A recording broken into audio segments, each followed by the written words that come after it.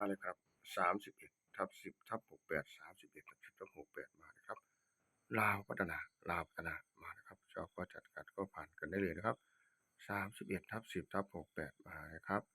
ชอบก็จัดขัดก็ผ่านกันได้เลยนะครับลาวพัฒนาครับผม